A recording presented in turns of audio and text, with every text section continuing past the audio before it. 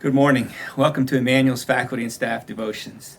We're going to continue Note to Self today, and we're going to look at chapter 12 with the simple title of Forgive. And I'm going to read to you out of NIV. It uses a different text, but I'm going to go from NIV with the key verse from Colossians 3:12 through 13. Therefore, as God's chosen people, holy and dearly loved, clothe yourself with compassion, kindness, humility, gentleness, and patience. Bear with each other and forgive whatever grievances you may have against one another, and forgive as the Lord forgave you. Colossians 3:12 through 13. As a reminder, this is called Note to Self because we're reminding ourselves of the gospel. These are not necessarily new truths to you, but they are truths that you need to rehearse so that you're living them out every day, not just having some intellectual awareness of them, but practicing them, practicing the gospel for yourself and hopefully offering it to the world around you. So it goes with dear self. You need to forgive. You've heard people say that not forgiving someone does more damage to themselves than to the offender.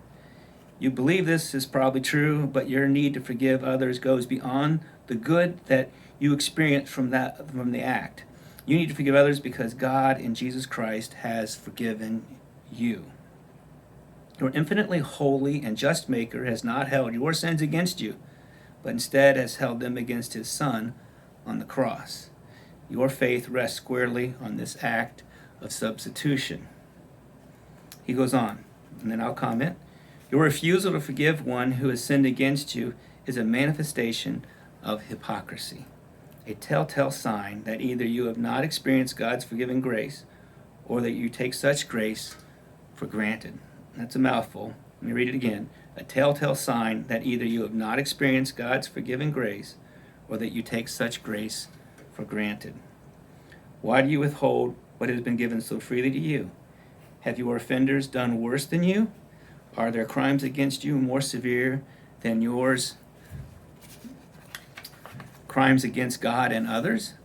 When you refuse to forgive, it can only mean that you have not yet come to understand forgiveness, or you have been taking it for granted and have not yet sufficiently learned from it. Folks, this is so very relevant in today's political landscape. Our culture is just brimming with unforgiveness and bitterness and anger and hatred. And it seems like all the more hatred is allowed in the name of tolerance, right? Where everybody's mad at the other person for not being tolerant or not being forgiving. We can't solve this problem in a political manner. This is a spiritual problem, and Christians need to be at the forefront, not with their political post on Facebook, but with their passion for Christ and their realization of their need for Christ every day. We have to show the way, and if we're not living it out, we're no help to anyone, right? So, I see validity on both sides of this, but I want to focus on Jesus and the answer. We know him to be the truth, the way, the answer. So he goes on. You need to forgive to make much of Jesus and his gospel. So this is one reason we need to forgive, to make much of Jesus and the gospel. For this is the real reason to extend forgiveness to the undeserving. You need to forgive not only so that you will find freedom, not only to extend kindness to others, but because in doing so you exalt Jesus and the salvation he offers to all who believe. Forgiveness points us all back to our greatest need, reconciliation with God by the way of his own work. Now the challenge is, you might think, I'm not holding unforgiveness, I'm not bitter, I'm not angry. Maybe not, but if you're human, the temptation is very, very real. The challenge is when you can't forgive someone, or you feel like it's asking too much of you to forgive someone, or in my case, it's really hard for me to work through forgiveness if I can't have a conversation with this person. It's one thing if they've passed, but when I feel like I could talk this through and the other party's not willing or not able, that's really hard for me. And sometimes I tell God I can't work through the steps of forgiveness with them because they won't talk. And as God's response to me is, yeah, you know what it is. It's like, well, you need to forgive me anyhow. So we come to this crisis of faith when we can't forgive. And it's a crisis because when we choose not to forgive, when we harbor bitterness and anger or strong disappointment, however you want to cloak it, we're basically denying the gospel's effect on our own life. And so the command is not, you need to forgive like God forgave you, and if you're not, you're a bad Christian. The commandment is, look, because you have been forgiven, you must forgive. And when you understand the depth, well, you're never going to fully understand, but you get a glimpse of the forgiveness that's been extended to you. Out of that wealth of forgiveness that's been extended to you, you can turn to the other person and say, hey, my million sins have been forgiven. I can forgive your one or two or whatever they are sins against me. When we run out of the capacity to forgive, it's because we've forgotten how much we've been forgiven. And that's why I call it a crisis of faith, because when you find yourself, and I struggle with this, when I find myself, when you find yourself having difficulty forgiving someone, the solution isn't to say, I just need to forgive them, I got to forgive them, I just got to forgive them, and focusing on that. The solution is found in understanding how much Christ has forgiven you. Going back to the gospel, going back to your need for Christ. And when you have a new appreciation for how much God has forgiven you, you'll find the resources to forgive the person you need to forgive. We get it turned into this horizontal, this push-pull, this human struggle of forgiving. And there's a strong element of that, right? That we are emotional beings and we are relational beings, and when things don't work, we need to work it out one-on-one.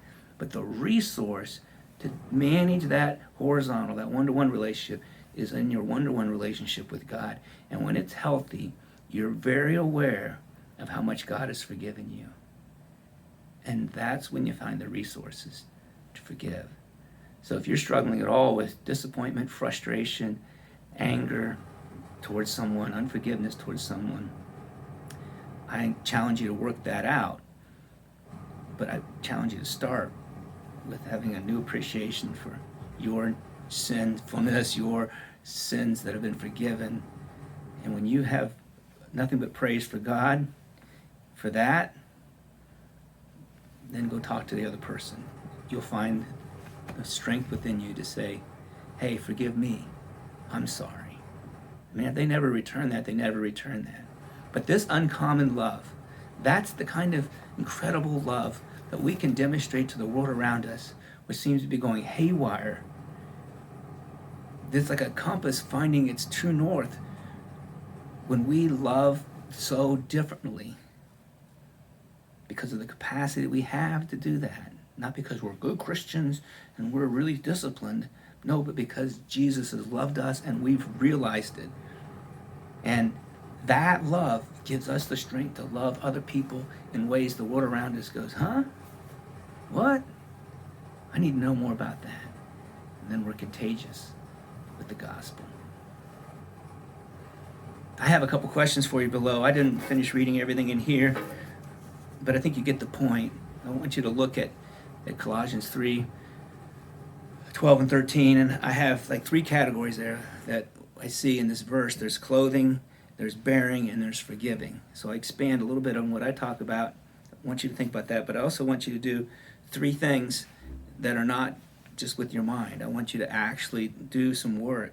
I want you to forgive grievances, and I want you to understand what Christ has done for you, and then I want you to spend some time in prayer, praying for those folks that you don't particularly like, or you're mad at, or you have unforgiveness toward. One of the ways to express the love of God is to literally pray blessings on the person that you kind of want to bring down, fire from heaven on them. Instead, pray for their prosperity, their family, pray that they know you, that they're close to you. I mean, all these things, when I say that, I mean know the Father and know Him well. These are the kind of things you can pray for those. And most of the time your wounds are from friends. This kind of gets at, the context of this is a community. But, we're called to love our enemies. But my goodness, if we're not loving our friends, we're going to have a really hard time loving our enemies. So, some challenges there today, more than just some biblical, leg stretching, but it's more like some heart and soul things for you to do. I challenge you to do that, if not today, maybe later in the day or tomorrow morning, but make time to work through the actual prayer steps of this message today. Love to see your comment below, and I appreciate you making time to join us this morning. Thank you, and God bless you.